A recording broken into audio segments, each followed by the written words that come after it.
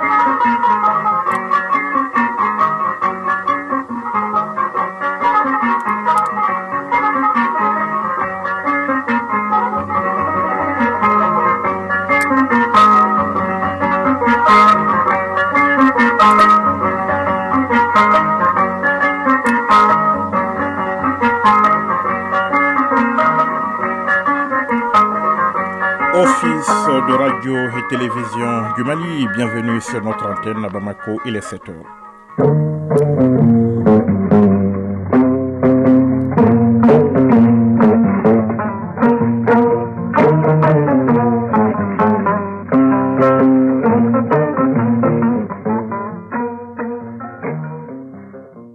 Le journal Yaya Konaté.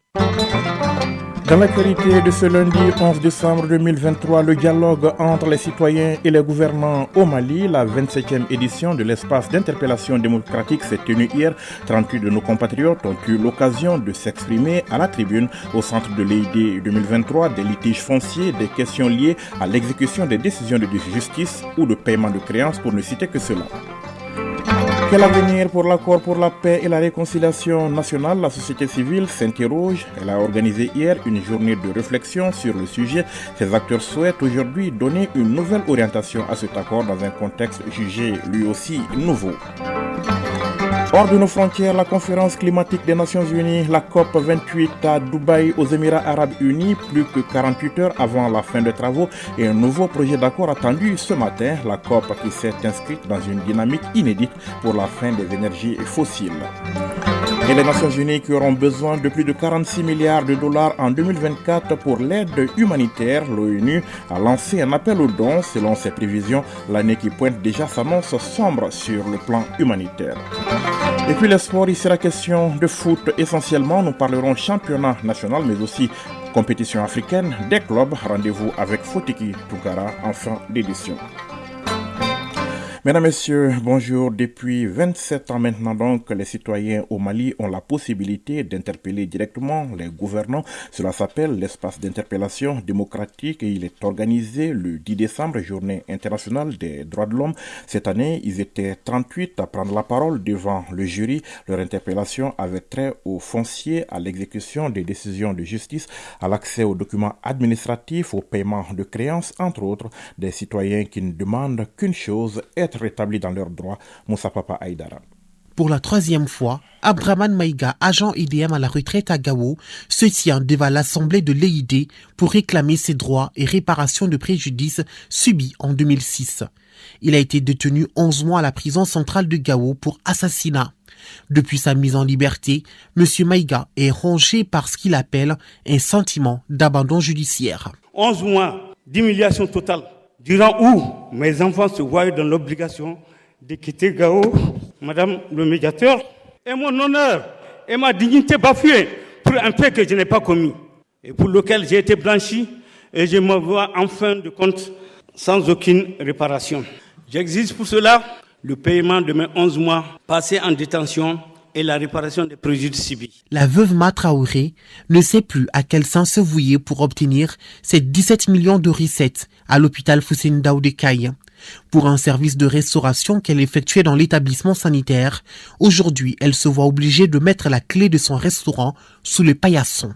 La nature des interpellations donnait des sueurs froides, les unes que les autres. Les auteurs font référence surtout aux licenciements abusifs, aux dédommagements et aux indemnités que doivent bénéficier les partants à la retraite. Aliou Traoré, contrôleur de poste du Mali à la retraite. Je porte à la connaissance de votre auguste assemblée que ce refus de payer les indemnités des partants à la retraite est une pratique à la poste depuis des années. Le non-paiement de créances reste aussi un problème qui revenait en boucle. Plusieurs structures de l'État pointaient du doigt pour non-règlement de leur acompte. Clémaga Toussaint Dambélé, directeur général de Dembé Group. En décembre 2016, nous avons été appelés par la direction du CICB. On a fini nos activités depuis 2016 à nos jours, donc qui s'élève à un montant de 21 900 800. Après fourniture du carburant et son utilisation par les 10 stations TV FM, l'ORTM n'est pas parvenu à payer les factures liées à la livraison des 10 carburants depuis les années 2015, 2016 et 2017, en dépit des multiples démarches mêlées auprès des responsables de l'ORTM.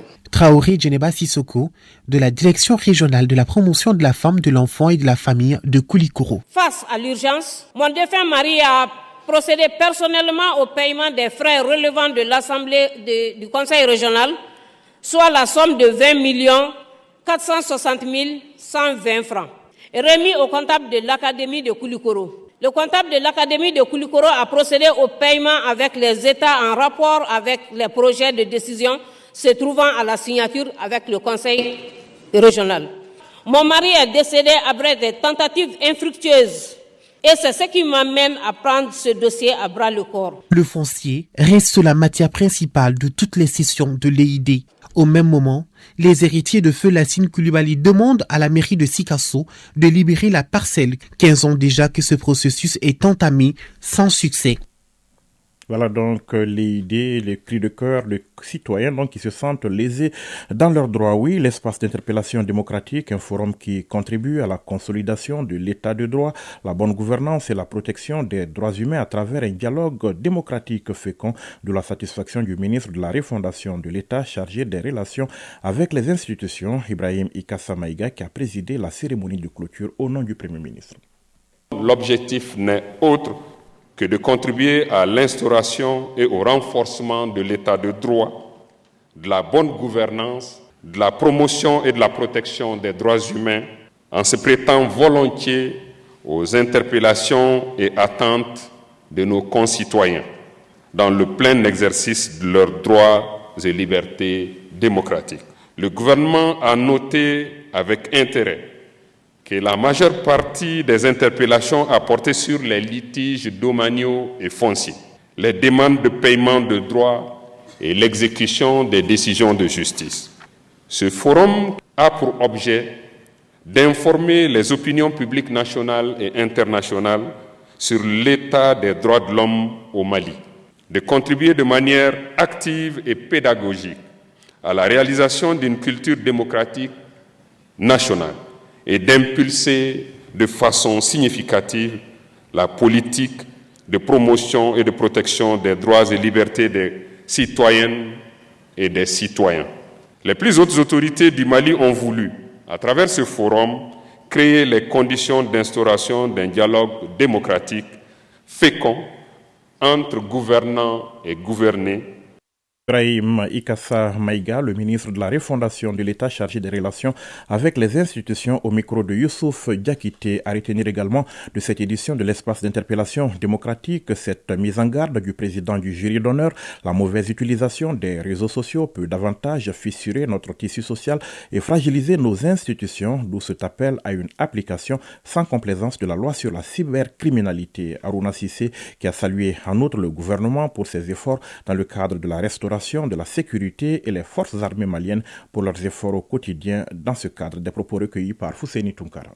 Nous remercions le gouvernement de transition pour son soutien indéfectible à à la tenue de cette 27e session et pour tous les efforts qu'il fournit au quotidien pour le bonheur du peuple malien, notamment sa détermination à rétablir de mieux en mieux la sécurité dans une stratégie de restauration de l'intégrité territoriale de notre pays. Le point culminant a été le retour historique de Kidal dans le giron de la République. C'est le lieu de rendre un vibrant hommage à nos forces de défense et de sécurité qui, au sacrifice ultime de leur vie, ont su maintenir l'existence même de notre patrie. Oui, nous sommes là, en ce moment, comme en toute quiétude, dans nos foyers, parce qu'elles, les forces de défense et de sécurité, sont en mission commandée. Gloire et honneur à nos forces de défense et de sécurité. Condoléances aux familles des disparus. Notre reconnaissance éternelle à elles. Mesdames et messieurs, l'autre pan lié aux questions de défense et de sécurité concerne ce phénomène nouveau que nous ne regrettons point, puisque procédant de la marche de l'histoire, en l'occurrence les systèmes d'information, les réseaux sociaux, avec le bond technologique en matière de communication et d'échange, le Mali, à l'instar de nombreux États africains, fait face à de nouvelles menaces. En effet, le phénomène des réseaux sociaux nous fait tous désormais nager dans le flot des informations et messages de toutes sortes et de toute provenance. Si l'on y prend garde, la mauvaise utilisation, c'est-à-dire l'utilisation sans conscience de ces nouveaux canaux, pourrait conduire à fissurer davantage notre tissu social et à fragiliser nos institutions. Cette situation est à prendre très au sérieux.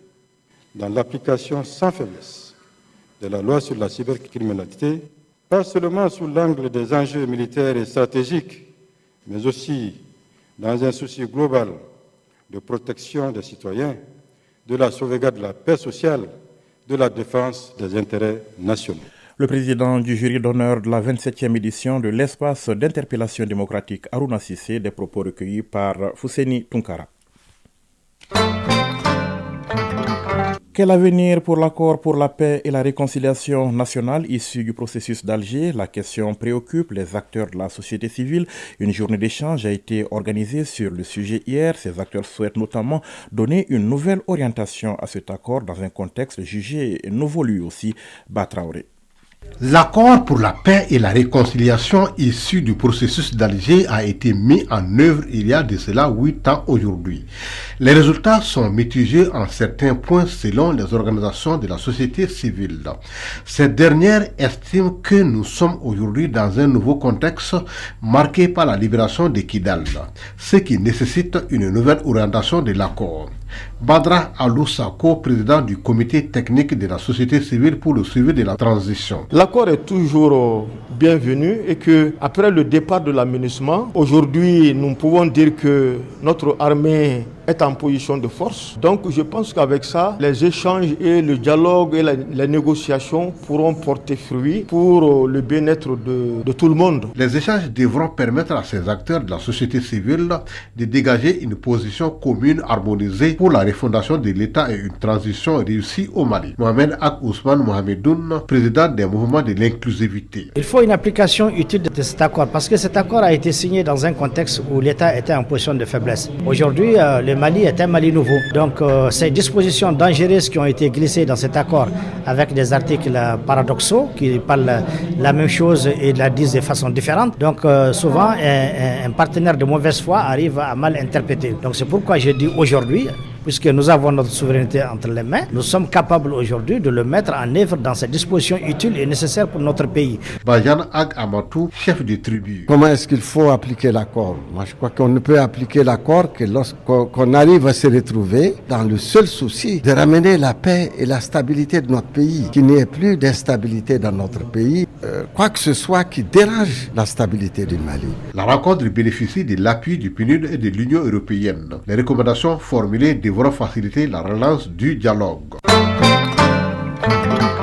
À 7h13, voyons ce qui fait l'actualité hors de nos frontières. La communauté économique des États de l'Afrique de l'Ouest, la CEDEAO, réunie hier en sommet à Abuja, au Nigeria, a ouvert la voie à un allègement de ses sanctions à l'encontre du Niger en le conditionnant à une transition courte avant un retour des civils au pouvoir. Un comité composé des présidents du Bénin, du Togo et de la Sierra Leone négociera avec les autorités nigériennes les engagements à mettre en œuvre avant un éventuel assouplissement des sanctions, selon le président de la commission de la CEDEAO, Oumarou Touré. L'organisation régionale veut que Niamey s'engage sur une courte feuille de route pour la transition vers le rétablissement rapide de l'ordre constitutionnel, soit le retour à un régime civil. Cette décision de la CEDEAO fait suite en effet à la visite vendredi au Togo du général Abdourahmane Tchani. Quelques jours avant, Niamey avait demandé au président togolais Faure Gnassingbé de jouer un rôle de médiateur. C'était improbable. Il y a une semaine, les généraux soudanais Abdel Fattah al-Burhan et Mohamed Hamdan Daglo dit Hemeti ont accepté de se rencontrer, annonce faite hier à l'issue d'un sommet de l'organisation régionale de la Corne de l'Afrique, l'IGAD, tenu à Djibouti. C'est une percée diplomatique inédite donc pour l'IGAD pour cesser la guerre au Soudan en cours depuis 7 mois. Jusqu'ici, toutes les discussions ont échoué, dont celle de Jeddah sous l'égide de Washington et de Riyad.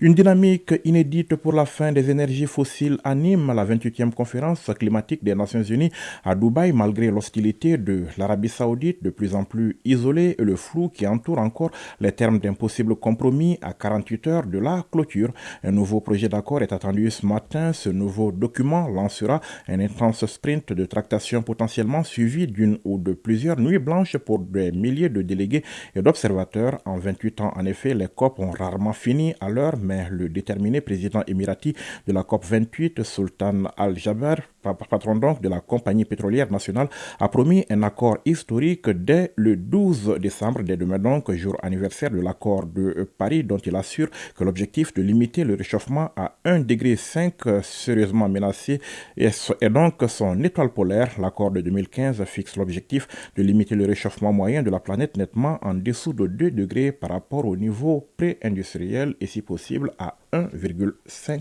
degrés. Proche-Orient, la bande de Gaza, théâtre sanglant de raids aériens israéliens et d'intenses combats après des menaces du mouvement islamiste palestinien Hamas de ne pas libérer vivants sans négociation les otages qu'il détient. De puissantes frappes aériennes ont ciblé la ville de Khan Younes, nouvel épicentre de la guerre. Le ministère de la Santé de l'administration du Hamas à Gaza a fait état de dizaines de morts dans des raids nocturnes. L'armée israélienne fait état à son tour de tirs de roquettes depuis Gaza et de combats acharnés dans des quartiers dans le secteur de Gazaville et à Khan Younes où des combattants palestiniens émergent des tunnels, disposent des explosifs et tirent aux lance-roquettes. L'Organisation des Nations Unies a lancé un appel aux dons à hauteur de 46,4 milliards de dollars pour 2024, une année qui s'annonce sombre sur le plan humanitaire. L'appel aux dons vise à venir en aide à 180,5 millions de personnes dans le monde. Sans un financement suffisant, les gens le paieront de leur vie, ont averti les Nations Unies qui mettent en avant la multiplication des conflits, les urgences climatiques ou encore l'effondrement des économies. Retour ici au Mali avec le grand format du lundi qui s'intéresse aujourd'hui à notre consommation d'eau, l'eau nécessaire à la vie. D'ailleurs, les spécialistes de la santé estiment que le corps humain est composé de 60 à 70% d'eau. Pour rester hydraté, il est recommandé de boire jusqu'à 2,5 litres d'eau par jour et pour cause, la déshydratation peut causer des ennuis de santé comme des maux de tête, une faiblesse musculaire et même une insuffisance rénale. Le grand format de ce lundi s'intéresse à cette boisson universelle et indispensable à la vie. Il est signé Bourama Traoré. Dans un canari, en bouteille ou encore en sachet, l'eau potable est présentée sous différentes formes pour une seule finalité, étancher sa soif. À cette source de vie s'abreuve tout au long de la journée Mariamba, pas par plaisir, mais par nécessité selon elle. Oui, je bois régulièrement de l'eau. Ça peut aller de 3 à 5 litres par jour. Je bois beaucoup d'eau le soir. Vu notre position géographique, il fait très chaud chez nous au Mali. Donc beaucoup de gens sont obligés de boire de l'eau, pas par plaisir, mais par obligation. Ahmed Agmohamed, lui aussi, en est un grand consommateur, pas moins de 3 litres d'eau par jour. Pour lui, l'eau source de vie n'est pas un simple adage. Je prends régulièrement 3 à 4 litres par jour. Le matin, Juste après le petit déjeuner, à chaque fois, je prends de l'eau. Également, avant le déjeuner, je prends chaque fois de l'eau et ça me permet de rester en bonne santé. Rester en bonne santé, c'est également le souci de Mariam Diarra. Cette citoyenne s'est surtout imposée une habitude, celle de ne jamais aller au lit sans prendre une bonne gorgée d'eau. Par jour, je peux boire environ 3 litres d'eau. Le matin, avant le déjeuner, je bois de l'eau et la nuit, je ne me couche jamais sans boire de l'eau. Boire de l'eau et de façon régulière est une recommandation de l'Organisation mondiale de la santé. Plus qu'essentielle pour l'être humain, elle permet de purifier le corps par l'élimination des déchets et des toxines. Dr Yuba Sangare est médecin. L'eau, c'est un élément fondamental pour la vie de l'homme. Il est le deuxième besoin vital après l'oxygène. L'organisme ne peut pas aussi garder de l'eau, donc il faut apporter régulièrement de l'eau. À en croire les spécialistes, le corps humain est composé à plus de 60% d'eau. C'est pourquoi il est nécessaire de s'hydrater pour alimenter les organes et les permettre de fonctionner de manière optimale, selon Dr Yuba Sangare. Il n'y a pas une valeur absolue de notre besoin de l'eau par jour. Mais néanmoins, en fonction des pertes lipidiennes dans la journée, on a estimé les besoins de l'eau à 2 à 2,5 litres par jour. Mais cela, c'est dans les conditions de repos et de température normale. Cela veut dire que si la température varie, donc avec des efforts physiques, donc ça peut changer. Donc l'eau même représente 60 à 70% du poids du corps. L'eau et la santé se conjuguent au même temps. S'abstenir de boire régulièrement de l'eau entraîne de gros ennuis sanitaires, comme nous l'expliquent les spécialistes. Les urines seront foncées, la bouche, les urines sera de la bouche, de la gorge, de la peau. Tu peux sentir des maux de tête, même des étourdissements, des faiblesses musculaires, des crampes, qui peut aller jusqu'à une confusion. Donc, mais tout ça, même les conséquences, c'est l'insuffisance rénale. Si l'eau est indispensable à la vie, comment se comporte alors l'organisme pendant le mois de Ramadan, une période au cours de laquelle la consommation du liquide précieux est très réduite? Pendant le Ramadan, l'organisme s'adapte par la production d'une hormone, à savoir l'hormone antidiurétique, la vasoprésine. C'est-à-dire qu'il y a une substance dans l'organisme qui est produite pendant le mois de Ramadan, ce qui va diminuer l'élimination de l'eau au niveau du rein, ce qui serait responsable des urines foncées et en petite quantité. Donc bref, c'est pour dire que la quantité de l'eau qu'on boit doit être égale à la quantité de l'eau qu'on perd, parce que l'homme perd à peu près 1 litre d'eau à travers les urines. S'il y a peu d'urine, donc on aura besoin moins d'eau également. C'est le mécanisme que l'organisme s'adapte pendant le mois de Ramadan. Mais l'excès de toutes choses étant nuisible, l'eau ne fait pas exception. Sa consommation excessive peut avoir un impact négatif sur la santé de l'homme. Il y a un problème d'élimination du sodium, c'est-à-dire du sel, à part le rein. Et ça va entraîner une dilution du sang, appelée hémodilution, et ce qui peut être responsable d'une hyponatrémie, c'est-à-dire diminution du sel dans le sang, ce qui va entraîner une hypertension intracellulaire, c'est-à-dire un gonflement des cellules. C'est une lapalissade de dire qu'une eau potable est une ceinture de sécurité pour l'organisme. Chaque être humain doit donc l'attacher pour traverser la zone de turbulence, disons pour se maintenir.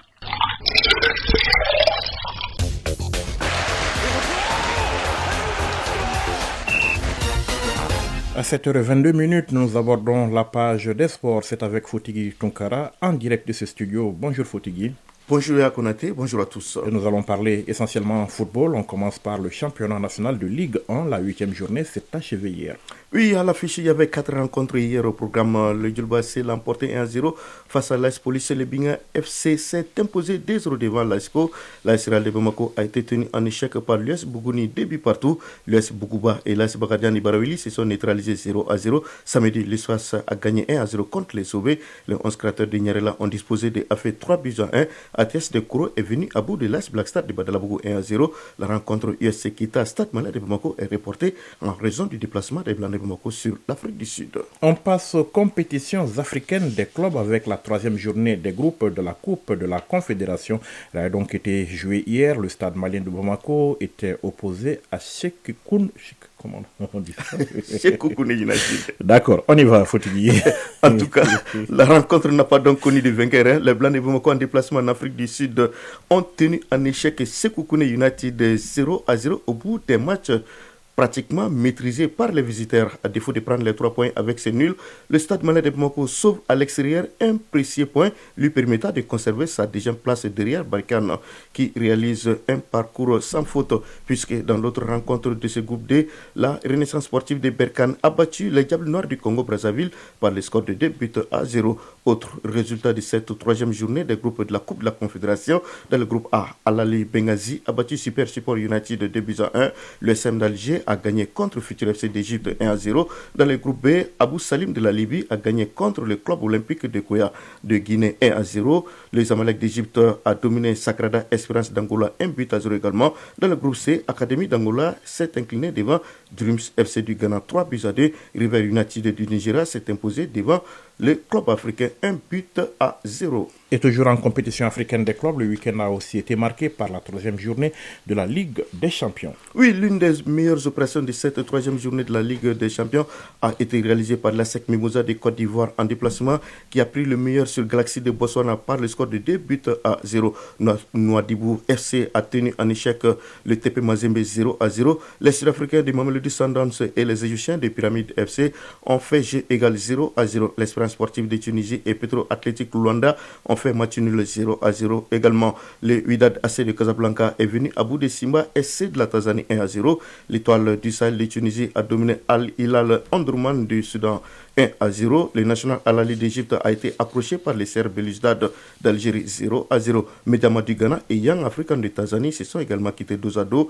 Un but partout. Avant donc de sortir de la CAF Yaya Konaté, on va juste ajouter que la cérémonie des CAF Awards aura lieu ce soir au Maroc à partir de 18h temps universel mais 19h heure locale. Cette cérémonie qui récompensera les efforts de certains athlètes qui ont marqué l'année et qui va bientôt s'écouler va donc regrouper les quotas du football africain au Maroc. À suivre donc ce soir un mot de la Ligue des champions d'Europe. La 6e et dernière journée des groupes débute demain mardi.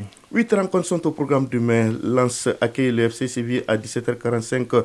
À la même heure, le PSV Eindhoven recevra Arsenal. Le reste du programme prévoit à 20h Manchester United, Bayern Munich, Union Berlin et Real Madrid, Inter Milan et Real Sociedad, Naples Sporting Braga, Copenhague, Galatasaray, Salzbourg, Benfica. Suite et fin de cette 6e et dernière journée des groupes mercredi avec Antwerp, Barça, Newcastle, Milan AC, Atlético Madrid, Lazio, Dortmund, PSG, Étoile Rouge, Belgrade, Manchester City, RB Leipzig, Young Boys, Porto Shakhtar Donetsk et Celtic Glasgow Feyenoord. C'était donc les sports et c'était Fotigui Tunkara en direct. Merci Fotigui. Merci à vous aussi. Et belle journée. Pareillement à vous.